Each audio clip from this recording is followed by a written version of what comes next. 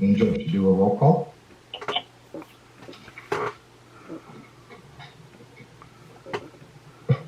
Director Ariki. Here. Director Calandri. Here. Director Maclaren. Here. Director Yurosek. Here. Director Parris. Present. Phyllis Stannon. Good morning. I'm present. Craig Parton. Here. Matt Knudsen. Here. Peter Thompson. Here. And I believe that Angel had a announcement to make to everybody that's attending the meeting by Zoom today. Angel? Yes, so good morning. We just want to remind everyone to keep their microphones muted. And if you would like to speak during public comment, to please raise your hand and wait to be called. If you're joined by telephone, please use *6 to mute and unmute yourself and *9 to raise your hand. If you're joined by the app or you're on your phone or tablet, you can mute yourself with the More tab to the far left. If you are joined via Zoom website on your desktop, please find both options under the More tab. Thank you, Angel. And we're now on item 3, adoption of the agenda. Is there a motion to adopt the agenda? This is Adam. I move that we adopt the agenda. Motion made by Adam. Is there a second? Second by Kathy. Second by Kathy. Is there any discussion? Hearing no discussion, all in favor of the motion, we'll have a roll call vote. Director Ariki. Yes. Director Calandri. Yes. Director Maclaren. Yes. Director Yurosek. Yes. Director Parris. Yes. Now we're on public comments for the motion carried unanimously.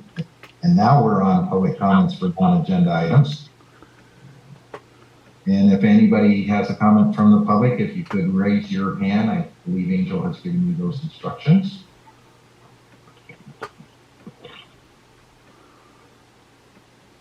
And Angel, did we show anybody raising their hand? No hands are raised. No hands are raised. We will go on to special presentations. There are none. We are now on the consent agenda, items A, B, C, and D. Payment of bills, treasurer's report, accounts receivable, and minutes of the August 26, 2020 regular meeting. Is there a motion to approve the consent calendar? So moved. Landry. Moved by John. Is there a second? This is Derek. I'll second it. Second by Derek. Is there any discussion on the motion to approve the consent calendar? Hearing no discussion, we will have a roll call vote. Or did I hear somebody that had some discussion? Okay. Hearing no discussion, we'll have a roll call vote. All in favor of the motion to approve the consent agenda? Angel? Director Ariki. Yes. Director Calandri. Yes. Director Maclaren. Yes. Director Yurosek. Yes. And Director Parris. Yes. Motion's carried unanimously. We're now on the advisory committee report. And James, do we have you available for that?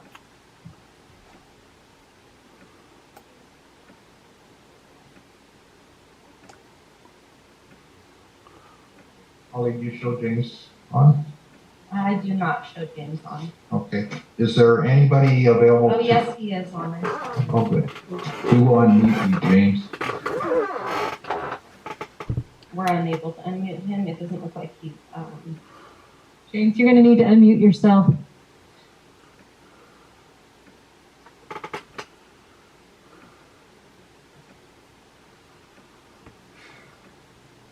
He's not connected by voice.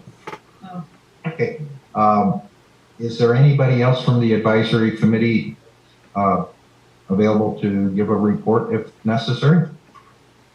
And Yes, Director Van Dam's here. Hi, Garrett. Could you give a report on the advisory committee meeting? Well, we're going to use, Robert Wood was going to comment on the advisory meeting. Oh, thank you. And Mr. Woods, are you available? And as you show Robert, and can we unmute Robert? Richard?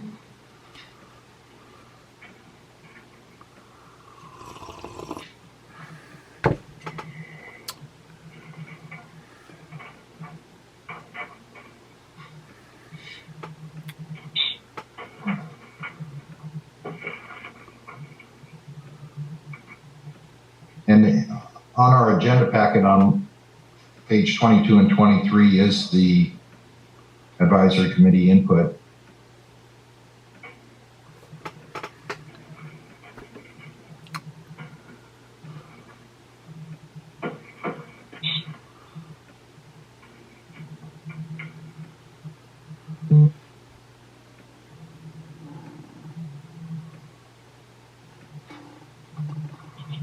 Is Robert available? Huh?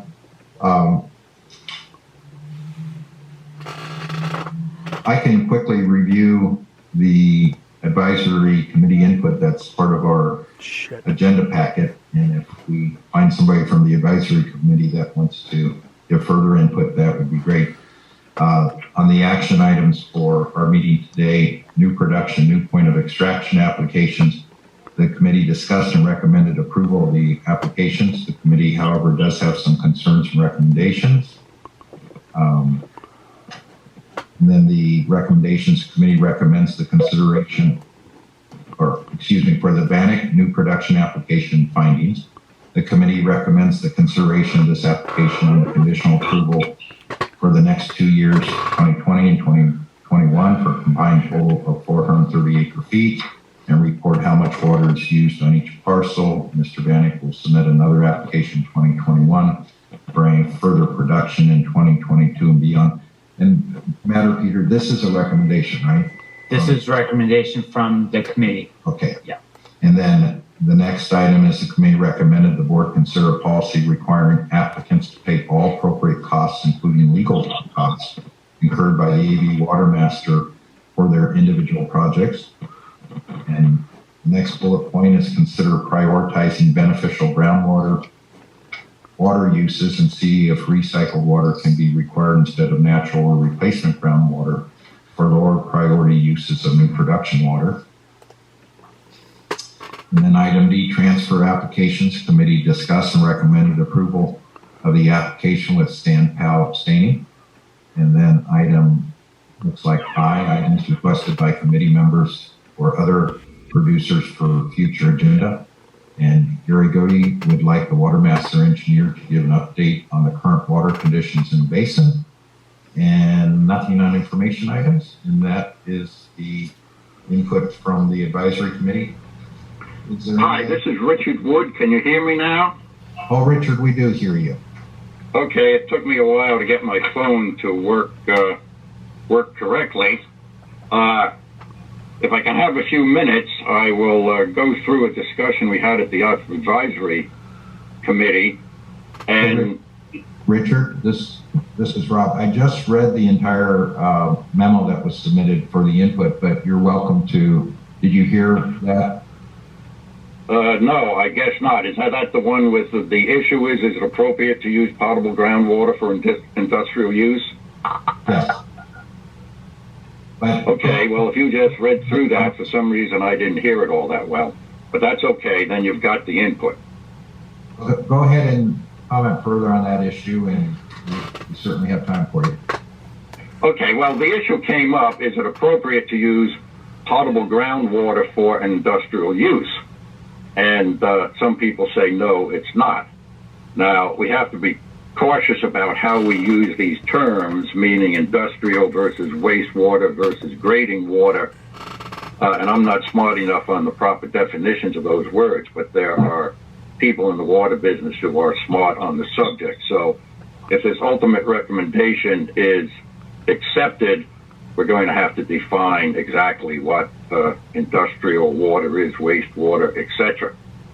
So there's a policy decision that has to be made, and at the end of this discussion, I'm going to make the recommendation that the Watermaster coordinate with the counties of Los Angeles and Kern, the cities of Palmdale and Lancaster, Roseman Community Service District, and their respective water purveyors and water treatment authorities.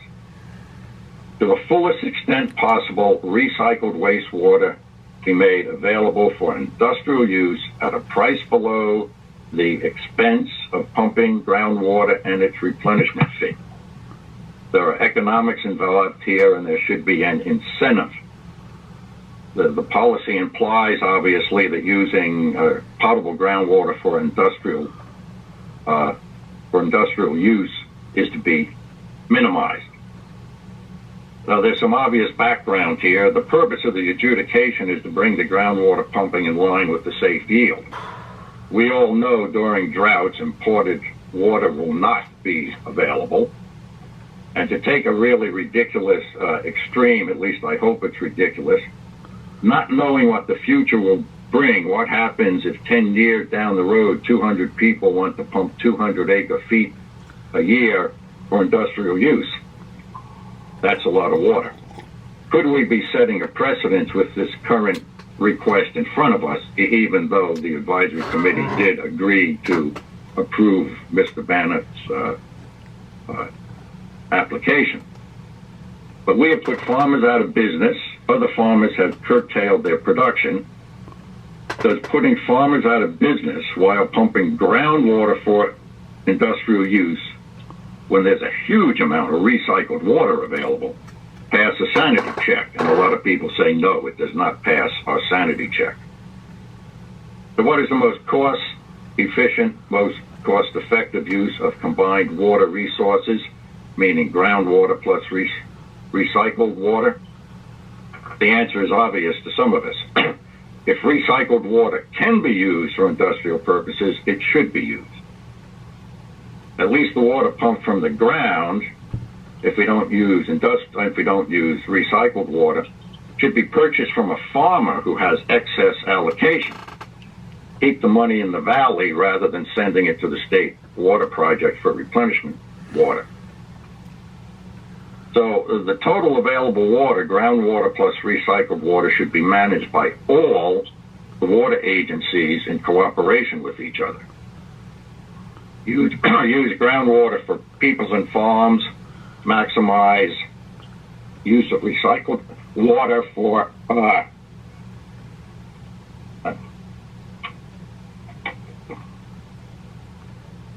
maximize recycled water when recycled water can do the job.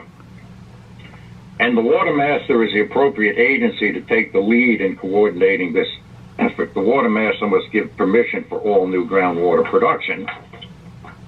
It doesn't, excuse me, it doesn't mean the Watermaster has to do all the work. But they are the organization to start the discussion and the coordination, the opinion of some of us.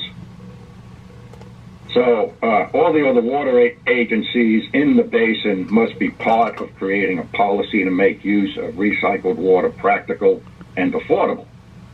So therefore, the recommendation I made up at the beginning, Watermaster take the lead to coordinate with the counties, the cities, Roseman Community Service District, and their respective water purveyors and water treatment authorities to ensure to the fullest extent that recycled wastewater be available for industrial use at a price below the expense of pumping it out of the ground and paying a replenishment fee.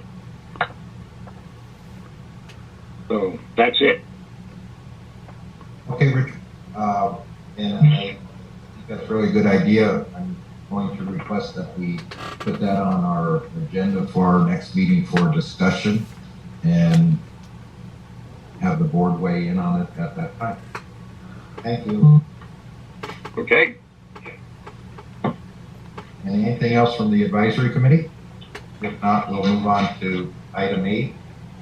Item 8 is consideration possible action on filling vacant board president position. And Mr. Chairman, could I interrupt a second, please? Sure, John. I noticed that Mr. Godey had requested an update on the current conditions of the basin.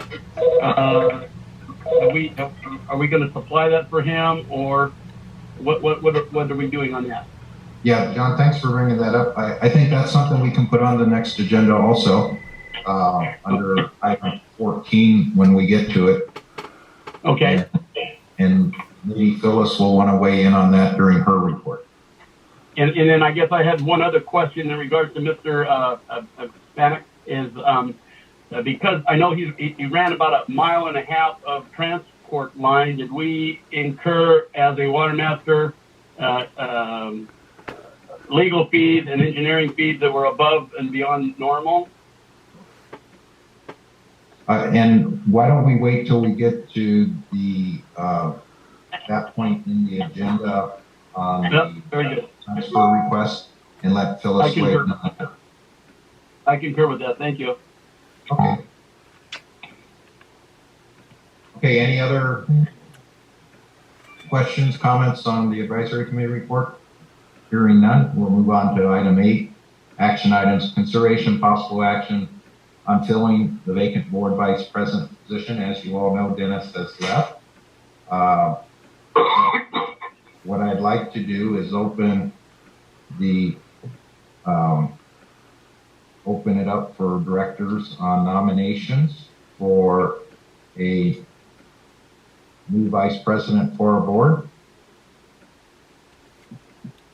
Are there any nominations? You want a discussion?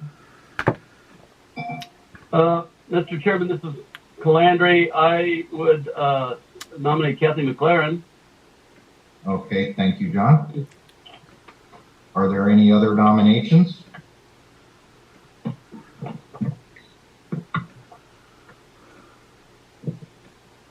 Any further nominations? Any discussion? Hearing no discussion or further nominations, I will close the meeting for nominations, and then we will go on to a vote. So all in favor of Kathy Maclaren as our new vice president, and we'll have a roll call vote. Director Ariki, Yes. Director Calandri, Yes. Director Maclaren, Yes. That was a little reluctant. Sorry, Kathy. Director Yurosek, Yes. and Director Parris. Yes. Kathy drew the short straw.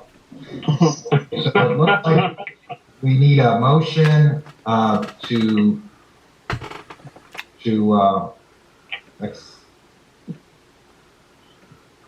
declare, I guess, Kathy as our vice president. Is there a motion accepting Kathy Maclaren as our vice president?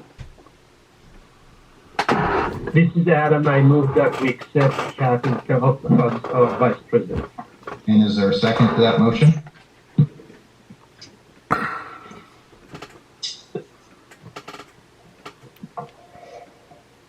Is there a second to that motion?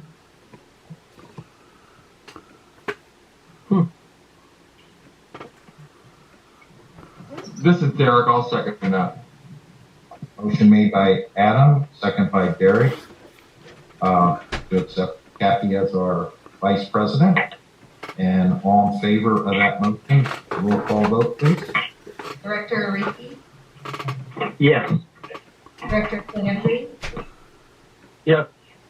Director Maclaren, Yes. Director Yurosek, Yes. Director Parris. Yes. Congratulations, Kathy. You are now the second vice president ever of the Watermaster. And just to be clear, Thank you for serving. this is Craig Parton. Her position is vice chairperson, not vice president. That's why we have an attorney, vice chairperson of our Watermaster board. And will the motions all reflect that I misspoke and it is vice chairman?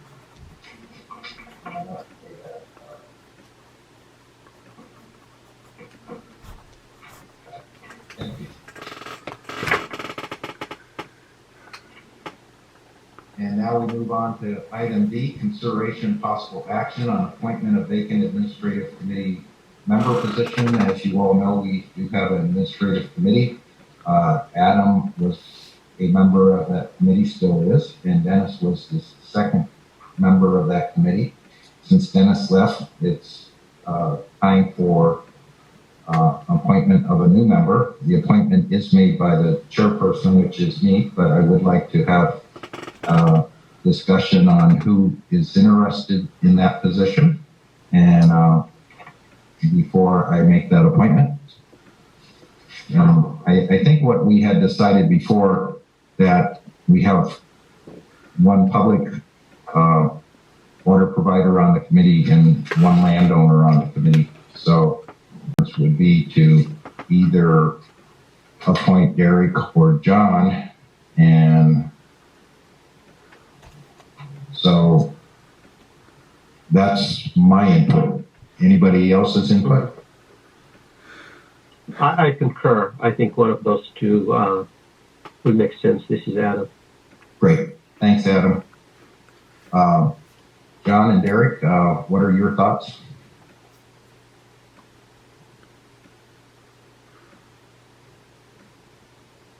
I was trying to unmute.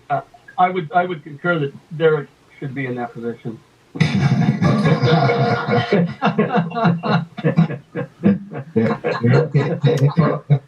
You, sir? No, this is Derek, and I'm fine with that. I do agree with your recommendation, Chair, and Adams, and I'd be more than happy to try to follow in the footsteps of Dennis. Great. Awesome. I think you'd be great. And at this point, I will appoint Derek as a new member of the administrative committee, and there is no vote needed on that. So welcome on the administrative committee. And you and Adam will have a lot of quality time together with our administrators. Great. Look forward to it. Thank you. Great. And then now we're on item C, well applications, new production applications, new point of extraction applications. And we will be considering taking action on resolution number R2028, approving new production and new point of extractions. And I think that brings us to the Phyllis Show. Good morning. Thank you very much. Can you hear me okay? We hear you very well, Phyllis. That's great. So on page 29 of your packet, you will see a summary exhibit that shows that we are considering 2 new production applications today. Has been mentioned previously in this meeting by Mr. Ron Bannock to use new production for industrial use of approximately 215 acre feet a year. The map that shows Mr. Bannock's parcel is on page 36 of your packet, and the letter and analysis that we've done with respect to that application is on pages 32 through 35 of your packet. Essentially, Mr. Bannock is a small pumper and was identified by others to be pumping in excess to his allocated 3 acre feet a year under the judgment, and was contacted by the Watermaster Counsel in July regarding potential illegal production. And Mr. Bannock was forthcoming with Watermaster staff and provided information on his industrial well, which he had actually been providing water over the several year period that's documented in our letter on page 32 to nearby energy generating projects, wind and solar projects. This is, of course, in the West Antelope sub-area where there's a lot of such projects in existence and being built. And we informed Mr. Bannock that he needed to pay replacement water assessments for his past pumping, which he did, and administrative assessments, which he also paid, and that if he wanted to continue to pump his industrial well, that he would need to prepare an application for new production, which he has done. And we have done the analysis of the requested 215 acre feet a year with respect to his industrial well, and have concluded that there's no material injury. Nonetheless, and the analysis, of course, is shown on pages 33, 34, and 34 of our letter. And I'll be glad to answer any questions that you might have about any of those details. Nonetheless, I'm sorry? Go ahead. Okay. Nonetheless, in addition to the material injury analysis, there were several issues that had been raised by others with regard to this application. This is the first time that we've had an application where we're pumping water on one parcel for industrial use on other parcels. So we checked in with the Watermaster Counsel to make sure that that was allowed under the judgment. And I will let Craig speak if he prefers, but essentially there was the conclusion that there was nothing in the judgment that actually prohibited this. Moreover, we had a tip from an anonymous caller that was very concerned about water levels in their well, and they didn't provide us with any information. And so after that message was left, we had no way to know who that was or how to best contact them. So there was that concern as well. And then finally, because this was the first time that we were seeing a new production from someone who had been pumping outside of the judgment, we, with all of these issues kind of together, made us think that the Watermaster might want to consider a sort of conditional approval of this application based on 2 years rather than going forward, just so that we could give us time to see if there were any material injuries that we could identify in that area based on this pumping. And we asked for input from the advisory committee because this was a concern of many. And so the advisory committee actually agreed that the Watermaster might consider a conditional approval of this application so that there would be a 2-year approval allowing 215 acre feet a year to be produced from Mr. Bannock's industrial well, of course, paying a replacement water assessment for that water. And so that is the recommendation from us based on the advisory committee's recommendation. And we turn that to you, board members, for consideration and possible discussion. If you have any questions, I'm happy to answer that. Are there any questions? Yeah, this is Adam. Okay, Adam. I have the same. Can you hear me? Yes. Yes, hear you well. Yes. I have the same question I posed to Craig last time. This gentleman, Mr. Bannock, he is in the small pumper class, correct? Yes. But his Adam, this is Craig Parton. His usage in this case is from an industrial well, and not from his domestic small pumper well. Correct. But how does that fit into the judgment? Because I know as a small pumper, he's limited to no more than 25 acres, correct? Correct. So, go ahead. I was going to say, he, as a party to the judgment, he is then required to bring an application for new production. And we analyzed it from the perspective of a party seeking a new production application, whether he had identified the proper source and place of use, the amount of usage, and the conditions necessary for the Watermaster engineer to make a material injury analysis. And our conclusion was that there is nothing in the judgment or the rules that explicitly prohibits new groundwater production from being exported off-site for use on a different parcel, as long as and under the strict condition that the place and manner of use is identified in the application and considered as part of the material injury analysis.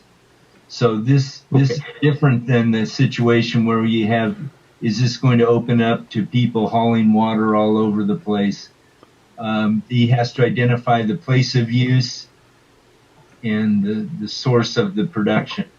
So this is not opening up that can of worms. Mr. Bannock has had to identify very clearly where this water is going to be used so the material injury analysis can be done. And if I could just add, I'm sorry, if I could just add that the difference here is that for all of this industrial new production, he would need to pay a replacement water assessment. So the 3 acre-foot a year that's allowed to the small pumpers is the allotted amount without having a replacement water obligation. And so this is that. Understood. Okay, and that's kind of clarify if there is, because I was under the impression there is a limitation, but I understand what you're saying. So that means any small pumper can do the same exact thing. They can come to the Watermaster and get into a secondary water market where they pump, whether it's from their well or drill another well, and resell that water to an industrial user. As long as they pay the assessment, that will be okay. And there is no material, or we perform material injury analysis, and we determine that there is none. Yes, where we stand right now, that's correct. Okay, I want to ask, I mean, I understand what the judgment says, but if any of the attorneys that were, in discussion during the settlement and the judgment and all that, if they have any opinion about this approach or this concept of any small pumper, or any pumper for that matter, can actually pump groundwater and we sell it to an industrial use as long as that pumper pays for water replacement and the Watermaster engineer approved the method of use and the point of extraction. And to add, this is Rob, I think there's one other qualification is that the water would have to be used in our basin. Correct. So is that any of the attorneys, if there are any on the call, can you provide your input on this? Was this something that was anticipated? The judgment is okay with it? I see some logistics issue with it, even if the judgment is silent on that. I think we're opening the door for creating a secondary market for groundwater. Where do you draw the line? Where do you say enough? I mean, I understand the material injury analysis can prevent someone from doing so, but you could have quite a number of people doing the same exact thing. So I wanted to see if any of the attorneys that are familiar with the judgment, if they can shed some light on this issue. Any comments from Adam? This is Robert Cush. Can you? Yeah, Robert. Yes, I can, Robert. Thank you. Robert? I don't. Yes. Yeah. Go ahead. I don't think. Thank you. I don't think there's anything in the judgment that prohibits the practice. Specifically, it's analyzed or should be analyzed as new production. I think the critical question in my mind is, do the 3 state water contractors in the basin have sufficient water supplies to make that water available in the basin on a going forward basis, taking into account all of the other commitments? So the situation I see is if the practice continues, is at some point we will have demand which potentially outstrips supply. And so I would be cautious about granting something that looks like in the nature of a permanent right to produce without understanding whether or not the supplies are there to meet that demand. By analogy, the same customer who's buying that water could conceptually buy that from one of the state water contractors directly if there was infrastructure in place. So I think what they're doing is simply using the basin as a means of wheeling the water. Thank you, Robert. Any other discussion? Adam, this is Keith Lemieux. Can you hear me? Yes, Keith, I can. Thank you. Keith, this is Rob. Yeah, I got you. Yeah, go ahead. I essentially agree with Robert that if the water is being replaced with the replenishment fee, then the logic is that it's, and the use is not otherwise harming the basin, which is what the Watermasters are proving. And I think it's consistent with the judgment to do this, because the logic is that it's not a net minus to the basin because you're replacing that water. But as Robert has pointed out, you have to make sure you can replace the water. Thank you, Pete. Can I mention one thing, Adam, that you raised at the last board meeting? I think the way you framed the question was, can the system be gamed by the new production applicant by saying, I submit an application for 10 acre feet of new production and pay replacement water assessment for it, and then go and produce 1,000 acre feet under that application, and then simply offer to pay replacement water assessment for it. And I think the answer is that new production applicants are limited to the amount specified in their application, because otherwise the material injury analysis is totally irrelevant and can be gamed. Right. And I think that relates to the conversation, whether we're opening ourselves up to people gaming the system that way. I tried to address that. Yeah. I think you get a very valid point, and we can put a stop to that by requiring them to kind of reapply. And I understand the logic of replacing the water that Robert explained, and it makes sense. So you're not injuring the basin because you are replacing the water. I just don't know what this would do. I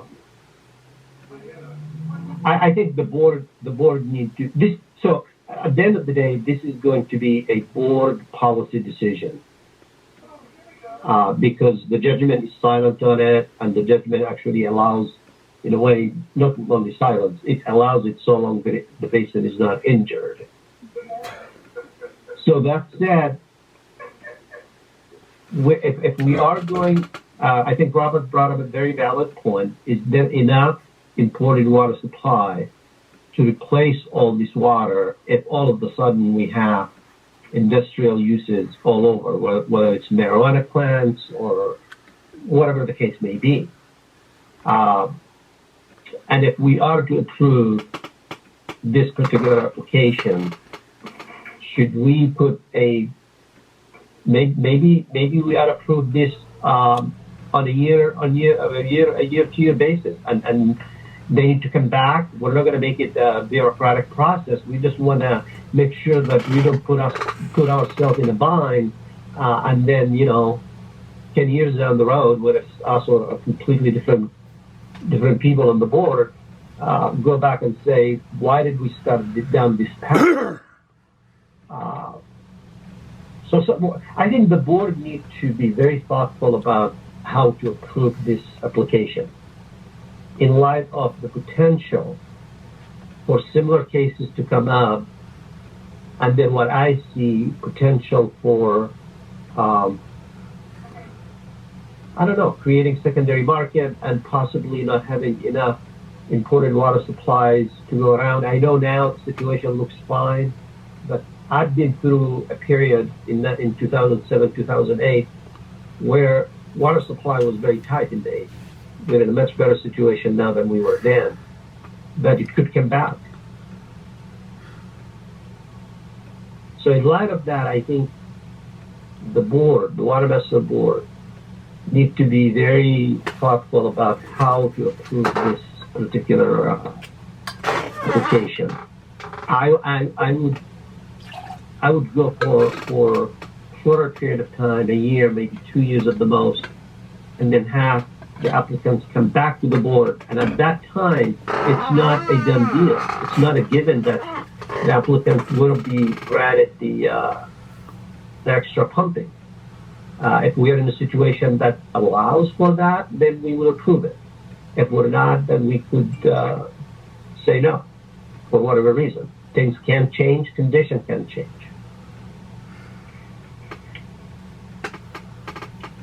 Adam, this is Robert Cush. Robert? Robert, Yes. this is Rob. Yeah, I just want to make a comment, Adam, is first of all, this application is limited to 2 years. And I mean, Phyllis in her presentation said she's going to look further. And the third thing I was going to say is this is something we can put on the Antelope Valley State Water Contractors agenda. I think it's a good discussion for that group to have.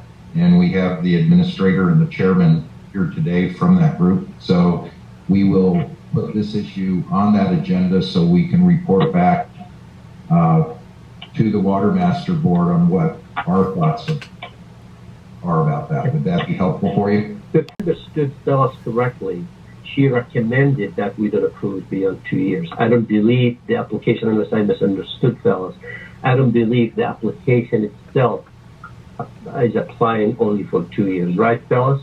That's correct. The applicant was applying for right to pump 215 acre feet every year. And because of all of these issues that have been raised, we were kind of taking a middle of the road approach and saying perhaps this should be conditional and just a 2-year approval. Thank you for clarifying that.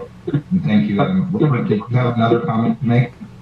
Mr. Chairman, Calandri, I kind of agree with Adam. I'm a little hesitant to go 2 years because of public sentiment and because of points that Adam brought up.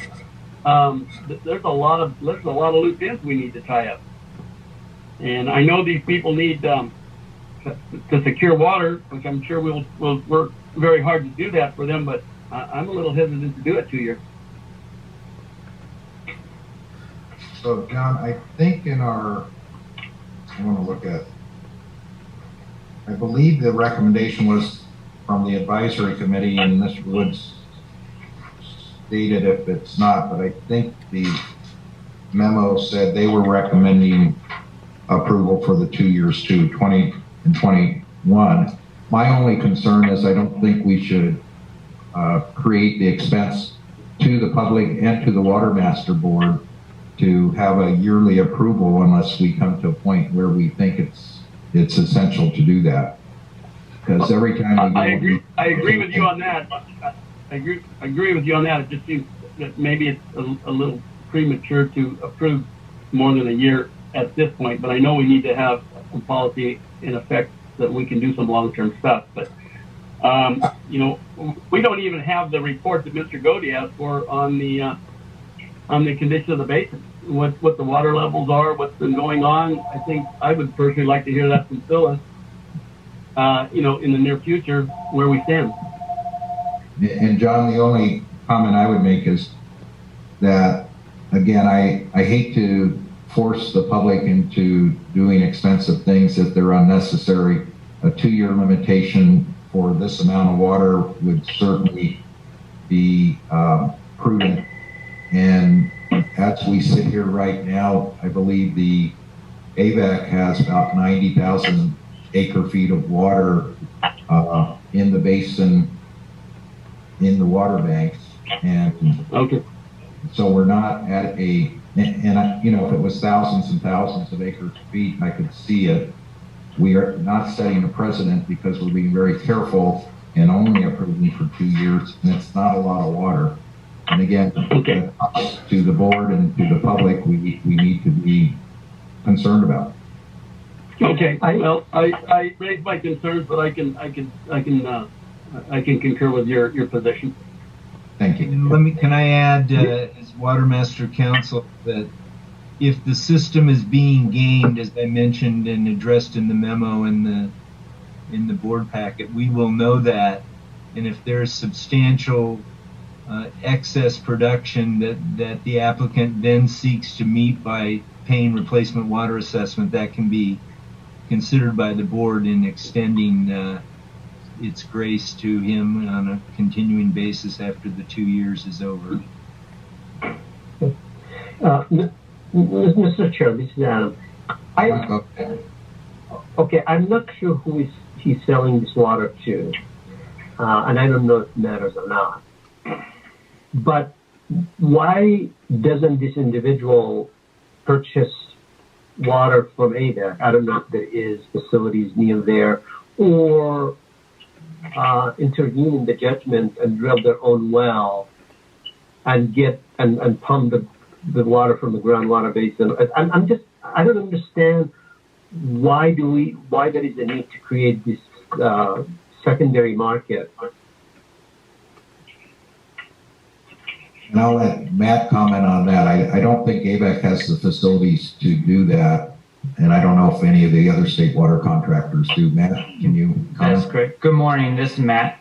Where the production is to occur, AVAC does not currently have facilities near that parcel.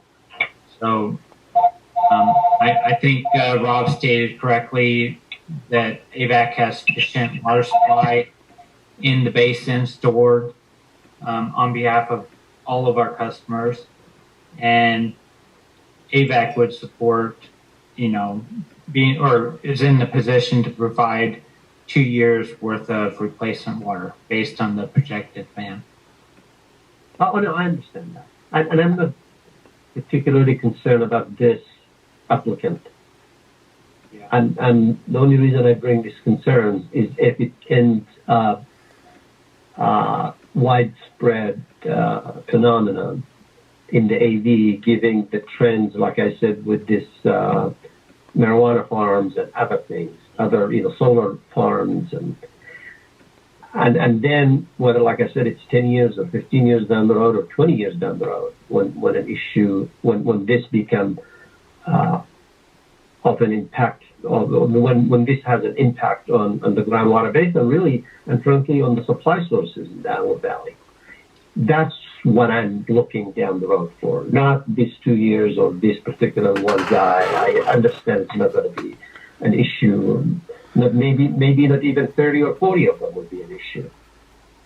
But I think it's just the Watermaster, once we go down a path, I like the idea of limiting it to 2 years and reserving our rights to reevaluate and making that some sort of a policy really for anybody else that comes into the to the board to do the same thing. That way, at least we allow ourselves a way out when the time when the need arises to do so. That's really my concern, Matt. Okay. Yeah, understood. Thank you, Adam. And any other comments by anyone? Yeah, Chair, this is Mr. Chair, this is.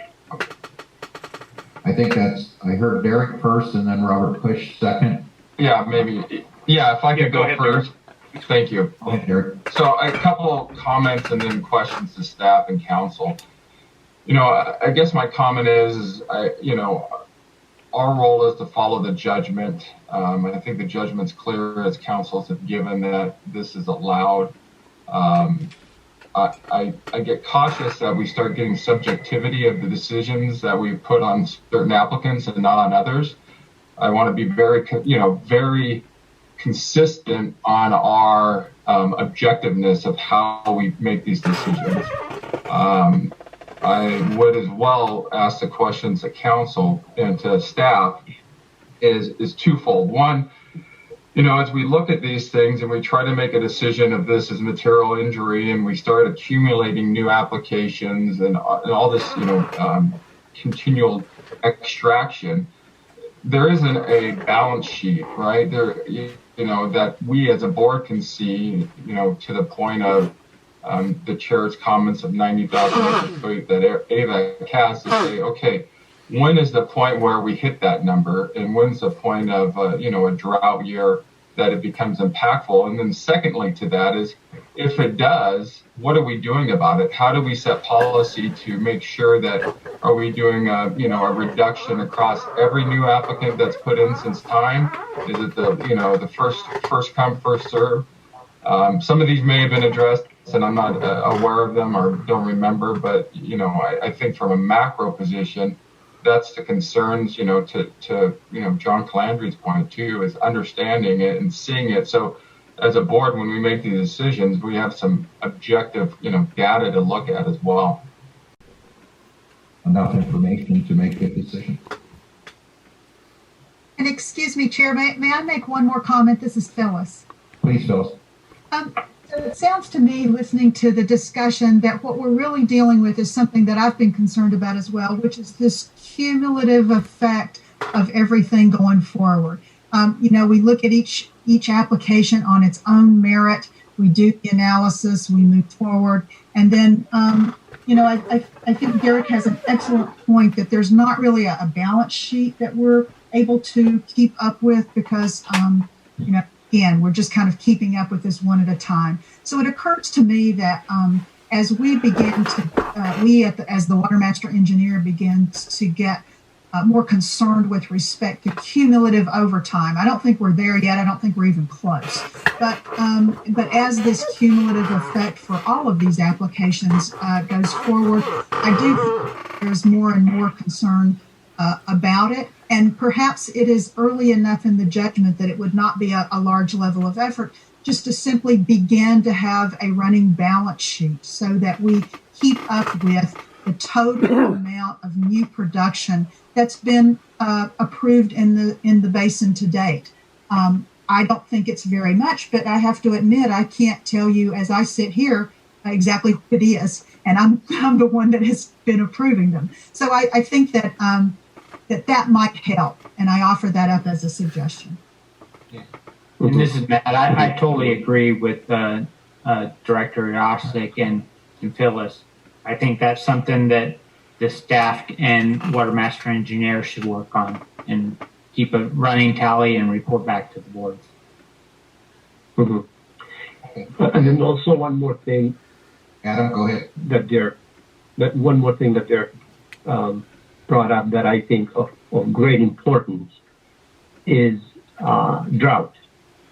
We all have been through a drought when the state water project entitlement was 5%.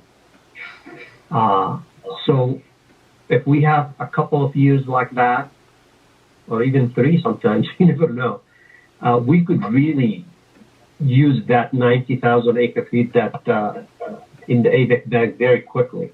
So just keep that in mind. When we do plan, we got to consider the drought and what it all means to the valley and the demand that will be imposed. So maybe something also in addition to limiting the time, something that needs to be considered is priority.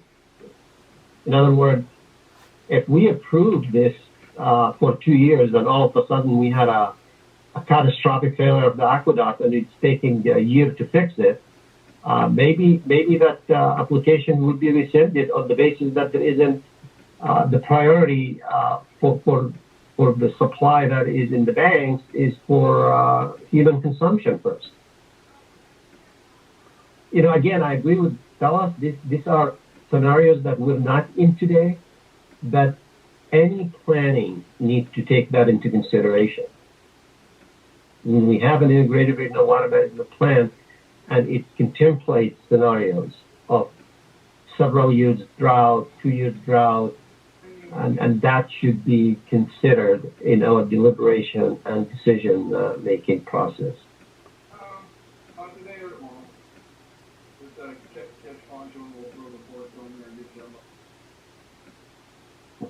I can't hear whoever is talking. Yeah, we're going to mute them real quickly, Adam. Any other comments? Just one comment. In response to the concept that we don't want to create a subjective culture for the approval of these applications. I agree with that entirely.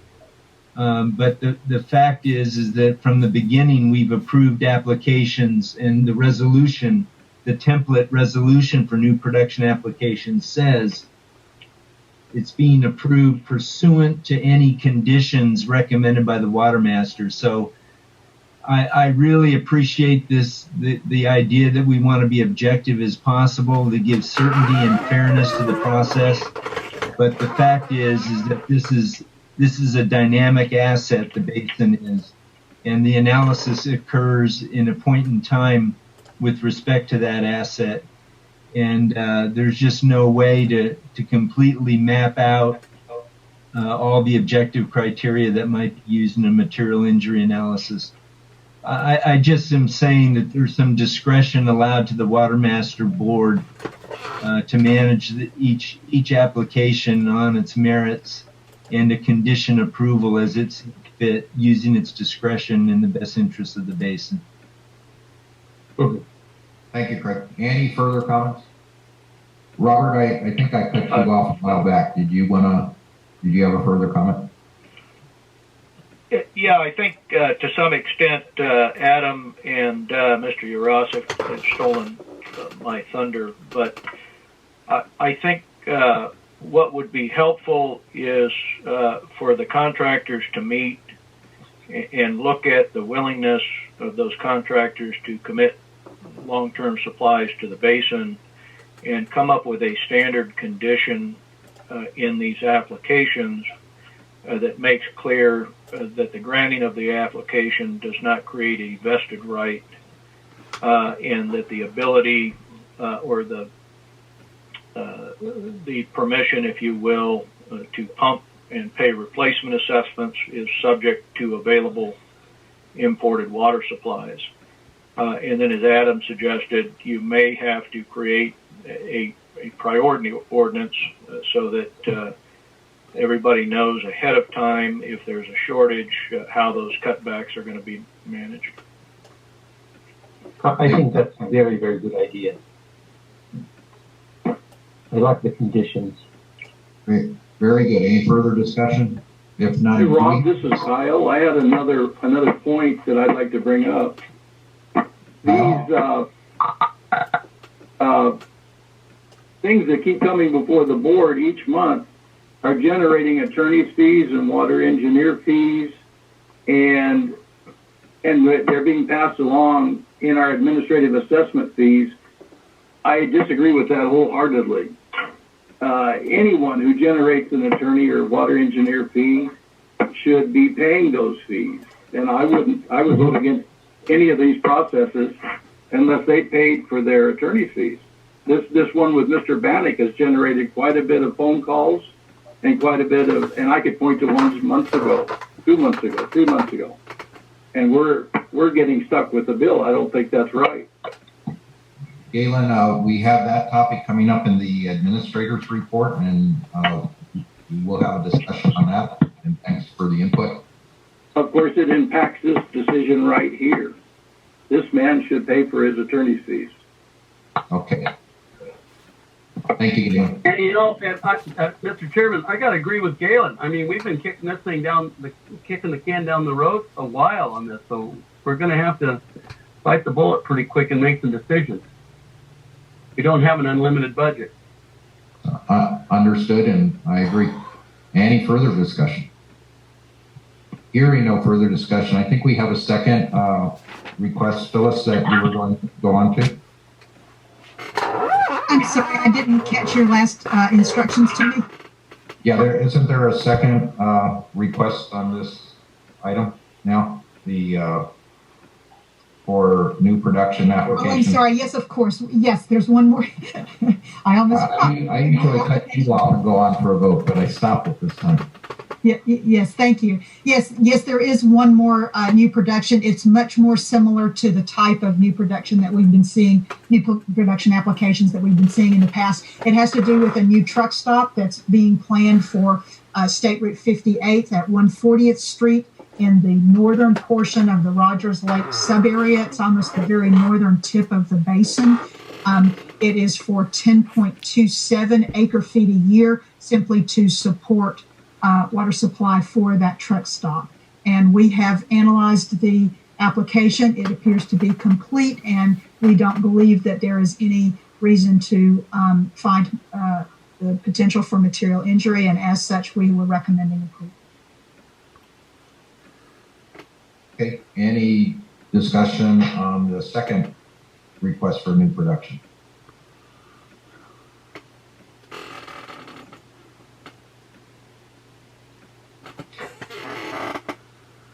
Okay, hearing no discussion, we're now on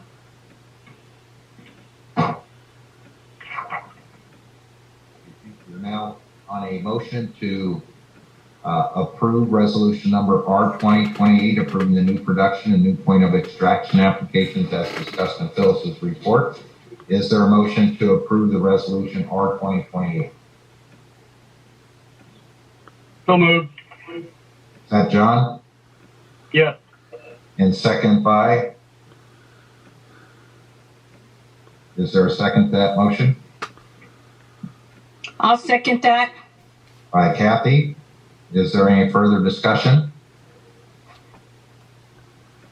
Hearing no further discussion, all in favor of the motion, we're going to have a roll call vote. Angel? Director Ariki?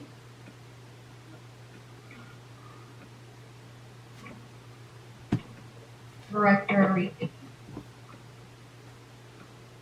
Adam, you need to unmute, I think. *6. *6 to unmute.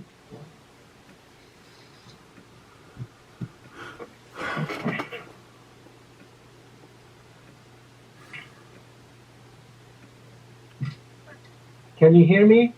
Yeah, we can hear you. Are you in favor of that motion, Okay. Adam? Yeah, I'm so sorry. I was talking to myself about the cumulative impact, but I guess we're already in the motion. But this is a classic example of 10 acres here, 50 acres here, 30 acres there, and that kind of underlined the needs to keep track of all this additional pumping, and instead of taking each case on its own. No. But go ahead and call the vote. Okay, so we are starting the vote. Roll call vote. Angel? Yes. Director Ariki? Yes.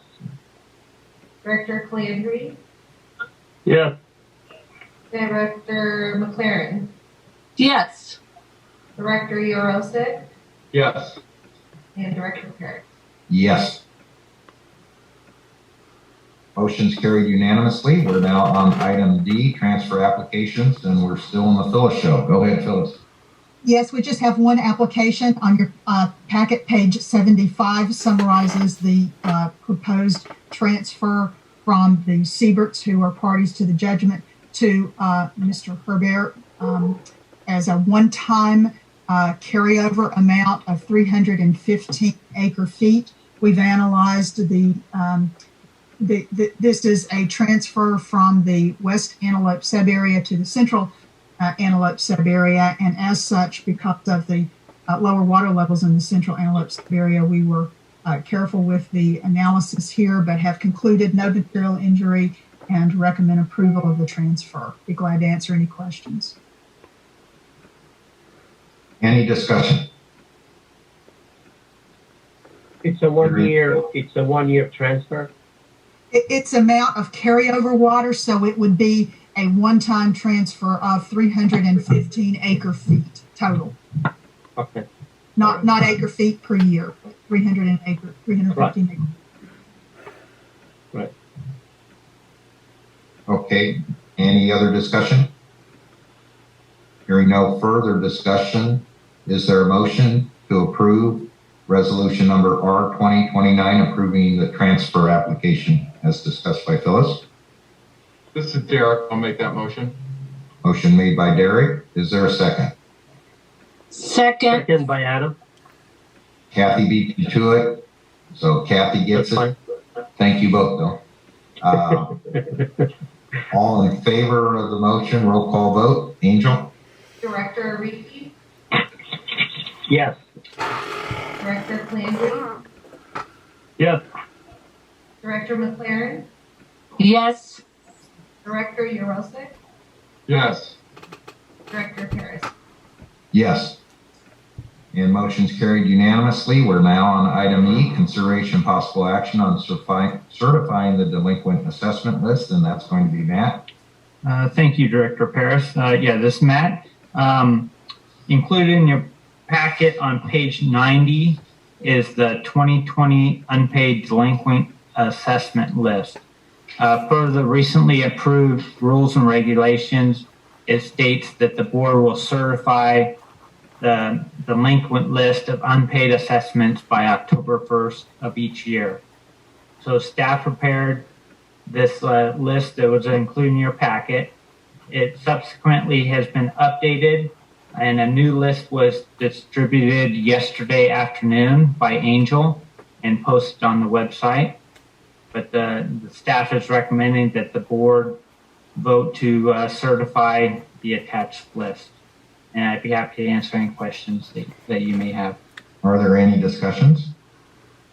I have a question. What does the certification mean, Matt?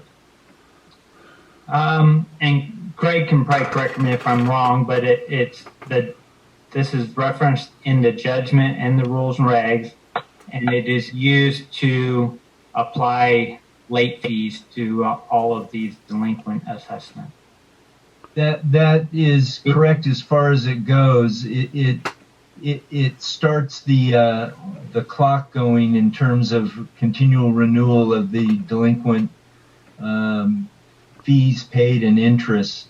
But the word certification is a little bit awkward because it ties into the judgment and certifying to the county assessor the delinquency and collection. And we went through a long process about how cumbersome, costly, and impractical it was, and actually District 40 or the County of Los Angeles's counsel was very instrumental in researching that the term certification is a bit problematic. We're not certifying delinquent lists to the county assessor for collection, but that's where the word comes out of.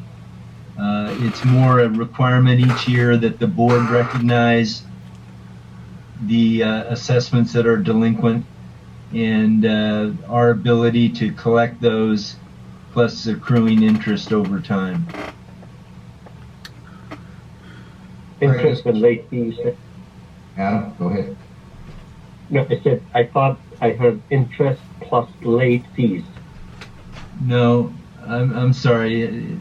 Delinquent interest and costs associated with collecting on the delinquent assessments. We do have the authority to do that under the judgment. Mm-hmm. And this is Rob. On this list, there's some of these people that are still disputing these numbers. Some of them, I know Phelan is still disputing them in court. There's others disputing and still working with you. Can I assume by certifying this list, we're not telling the court that this are the amounts we know to be owed? It's an ongoing effort by us to figure out what those amounts are and to collect those amounts. Would that be accurate? It's accurate. In certain cases, there are people on that list for whom the numbers are disputed for various reasons. So it's really a list to keep in the forefront of the board's mind the possible delinquencies that are an issue and a problem, and to track those appropriately through a mechanism. and to do it in a public forum once a year. And Got it. And as a board, as you resolve some of these disputed amounts, they may come down or come off of this list. Is that right? That's the goal, is that every one of them come off the list. Okay. Any other discussion? And what is the interest rate? Is it equivalent to the CPI? It is tied to the interest rate charged by the county tax collector. So in this case, it'd be 10%. Okay. All right. Now we know what certification means from the county. Okay, any further discussion? Hearing no further discussion, is there a motion to approve action on certifying the delinquent assessment list? Actually, the motion is going to be to certify the delinquent assessment. Right. And that motion is made by John, seconded by Adam.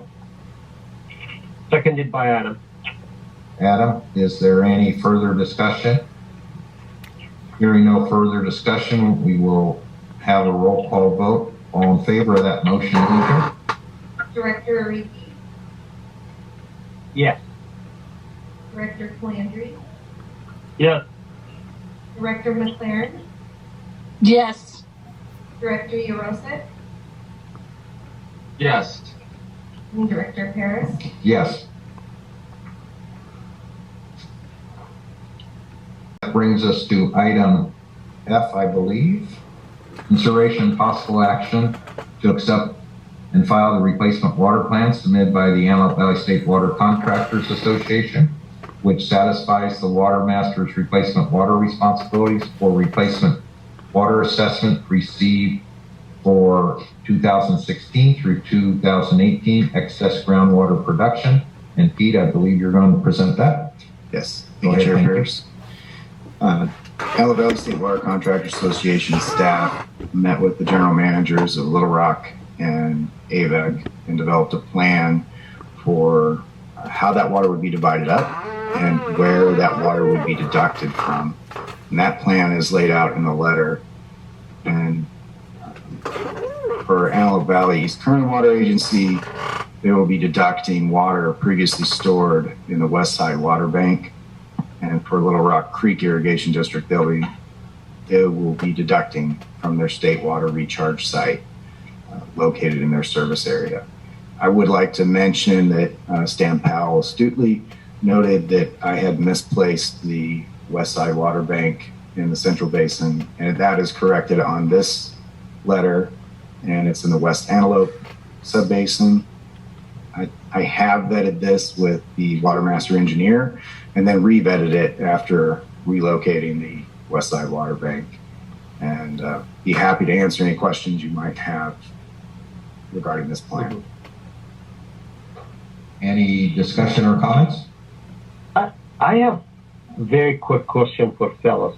Does it matter where this water is recharged within the basin, or do we need to do any analysis to ensure that? I'm not sure if it does or not, because people were over pumping randomly, whatever they were pumping. So should it be approximated what it should be returned, or it wouldn't matter for now? Any thoughts on that? Yeah, so one of the things that we determined early on is that we wanted to have as much flexibility for users of state water in this basin that we could provide. And as long as we tracked water levels and where banking was occurring and to whom water was being conveyed, that we should be able to keep up with that and report on that every year in the annual report. I don't think that we have any issues in particular to report, although we are continuing to see some water level declines in the eastern portion of the central Antelope sub area. So we want to keep an eye on it. But I didn't have any comments with respect to this plan. This seemed reasonable, at least for the conditions for now. Thank you. Any other questions or comments?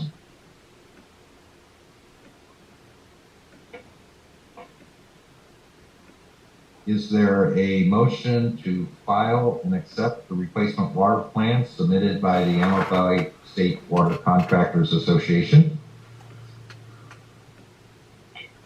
I move to accept the groundwater recharge plan submitted by the State Water Project Contractor. Motion made by Adam. Is there a second?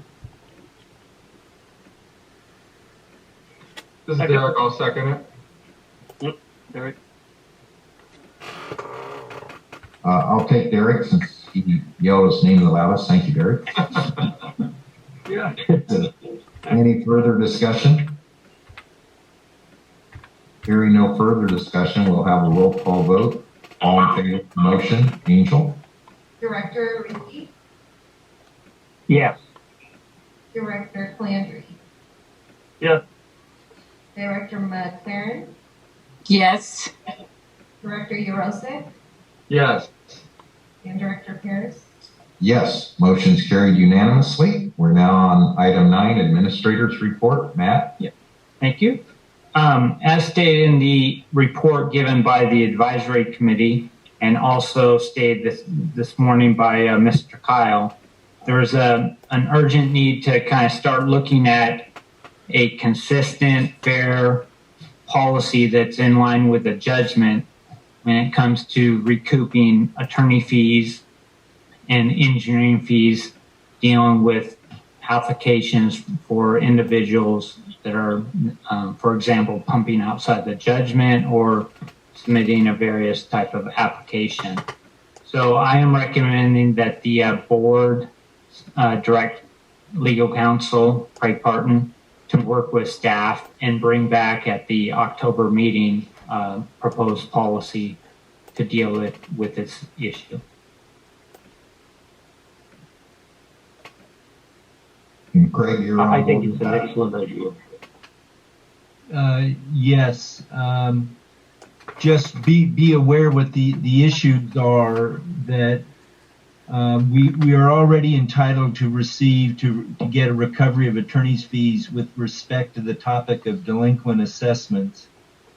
And the question, one primary question is in these new production applications, which a couple have come out recently in the past few months that took a lot of extra effort. Whether there's authority under the judgment / rules and regulations to impose attorney's fees, not just fees to recover investigation work by the Watermaster engineer, for which there is already authority in the judgment to recover. But that's the balance in this, is wanting to recover fees, but realizing the judgment also talks about everyone absorbs their own attorney's fees of each of the parties for themselves. And unless there's explicit authority to recover those costs, we may be exceeding our authority under the judgment. So I'm happy to work with staff on a proposal and a discussion for the next board meeting, and understand just want the board to understand the kind of context of the issues. Thank you. This is Adam. And that's fine, but what do you do with someone who does not hire an attorney? And then should we reject the application and say you need to go consult with a legal counsel and address these legal issues before you come back to us? There has to be some way for us either not to do the work and point out that the applicant needs an attorney's opinion or an attorney's support in something, or do the work as you've been doing and then charge them for it. I mean, there may not be explicit language in the judgment, But if there is a way, if it says collect your fees, and that to me is, I don't differentiate between an attorney's fees and an engineer's fees, except the attorneys charge 3 times as much as the engineer. Hey, be kind, Adam. That was supposed to be a joke.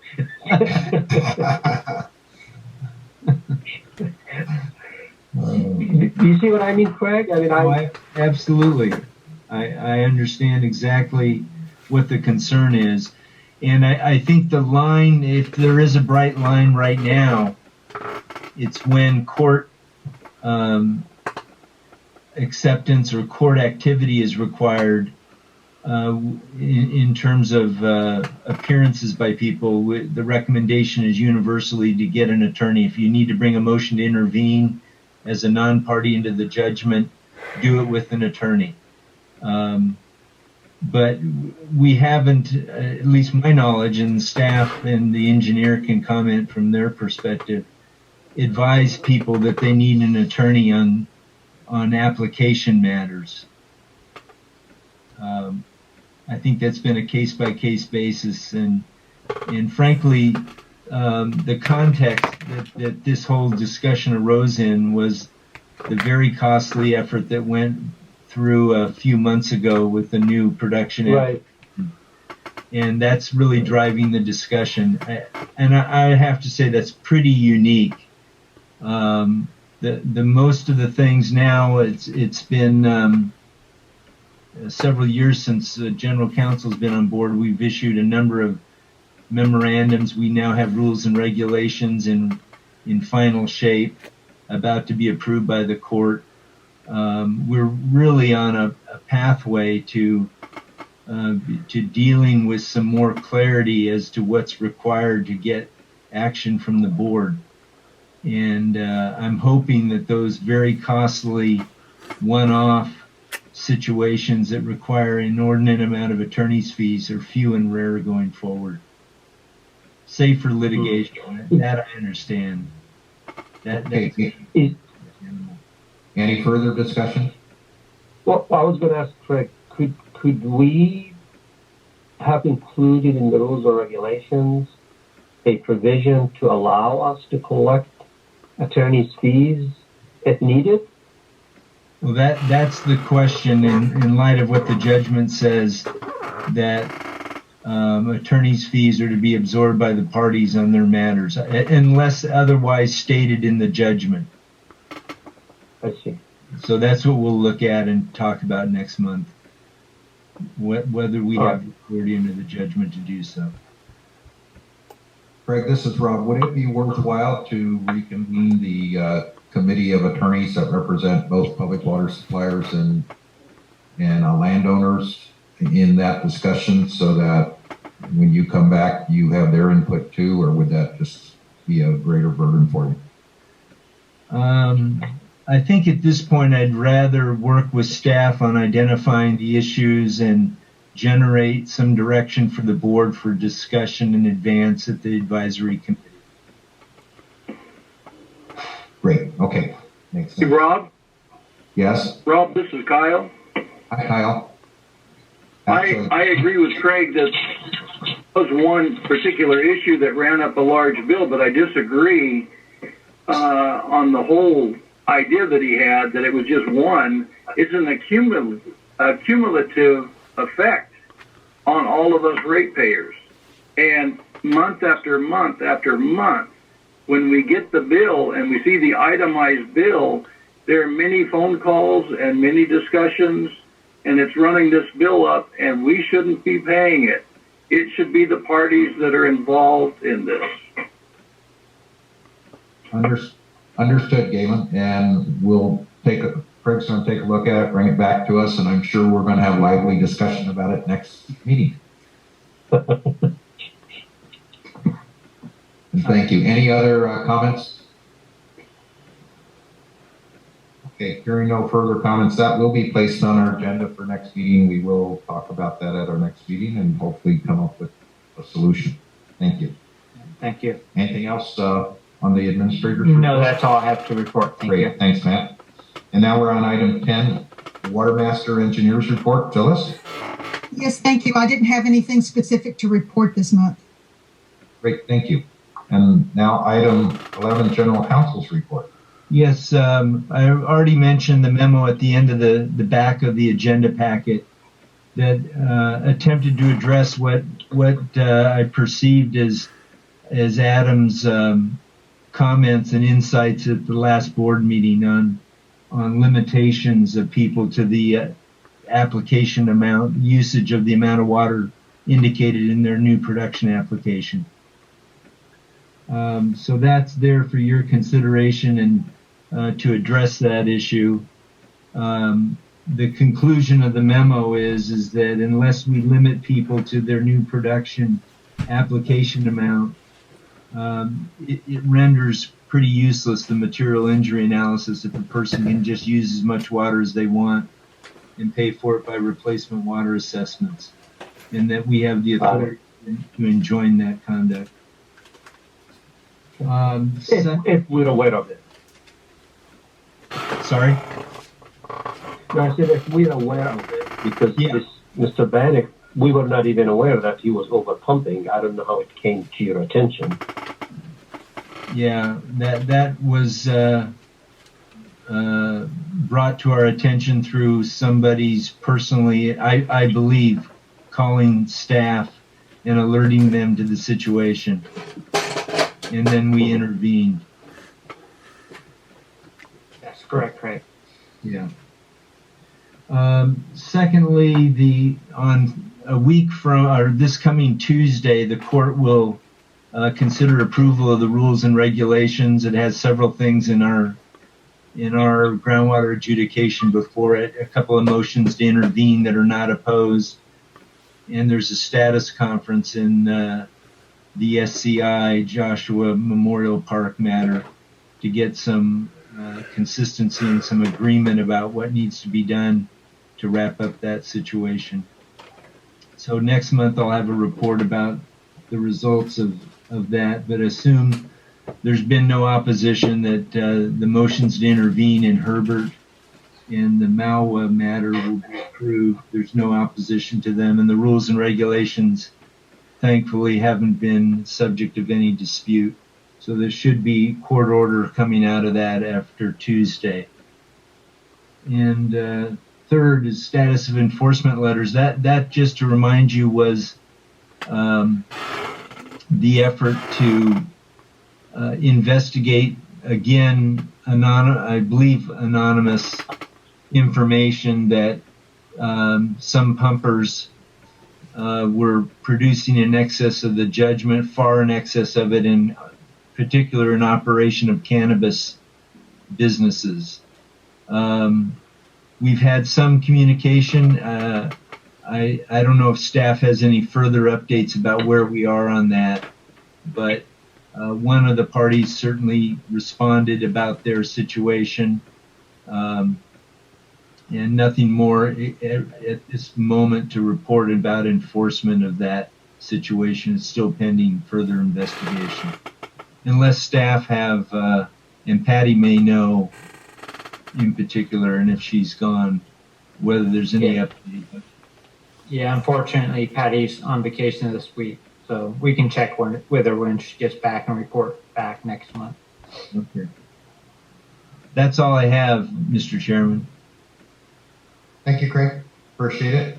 Now that brings us to item 12, closed session. We are going to go into closed session. So regarding anticipated litigation, the Phelan Pinion Hills Community Service District matter. So I need a motion to go into closed session. Is there a motion to go into closed session? So moved. Moved by John. Is there a second? Second. Second by Kathy. And before we go on to the vote, I believe you all have the closed session number to call in on. Is that correct?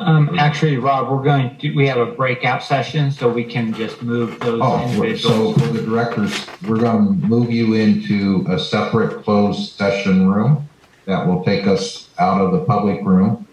And then when we come back into the public room, everybody can, if you'd like, can stay on. I expect this will be about maybe a 30-minute discussion. And so that's what we're going to do. So for the directors, what are the special direction for the directors? They will receive an invite? Or? You're just going to be placed in. Okay, so for the directors, you'll just be placed into the closed session breakout room. So all in favor? So we can stay on this call? Yes, you stay exactly where you're at, and we're going to place you into a breakout room. All right, thank you. You're welcome. So all in favor of the motion to go into closed session, roll call vote. Angel? Director Ariki? Yes. Director Calandri? Yes. Director Maclaren? Yes. Director Yurosek? Yes. And Director Parris? Yes, motion's carried unanimously. We will now be going into closed session, and for the public, we will return as soon as we're done to finish the meeting. Okay, sure. I can check on. You have the order. This is a pretty long day. 740-1917. Yes, it is. I think we set a record. We're back in open session on the record with about 20 of our fellow public members out there listening to us. And we have just come out of closed session, and there are no reportable actions. 1917. Okay, great. Thank you. Okay, so let me just take a moment and check on this here. And that brings us, I believe, to item number 14, board members' request for future agenda items. What I would like to request Angel and Matt and Pete is that we put on the agenda the discussion on the industrial use of groundwater and the issues that were raised during open session or in our session. Also the balance sheet of new production that we're going to talk about and work on. And then I believe And then we have the attorney fees. Attorney fees issue that Craig will be working on. And I believe those were the three main items requests that I had. And board members, any other items for future agenda items? None for me. I live in California. Hearing none, we will. And I want to make sure, are there any comments from the public, the board? Because item 15 is adjournment, and I'm going to do that in 30 seconds or less. Any other comments from anybody? Raise your hand. Yeah, I went to California and then I went back to St. Louis. Hearing none, see no hands raised. Our meeting is adjourned. Thank you, everybody, for your patience. We have been Thank getting you. service Goodbye. from FedEx about the Thank you. wildfires and the safety drivers. So I'm wondering if maybe they were delaying this due to the wildfires out there. I can double check on that here with FedEx. Okay, sure. Let me just make a quick phone call to them, and then I'll get right back to you. Okay? Okay. Yeah. Okay. Thank you. Yeah.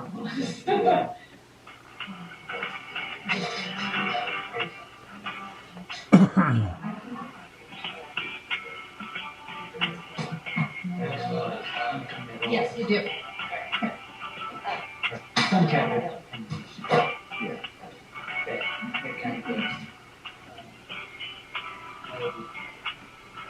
Yeah.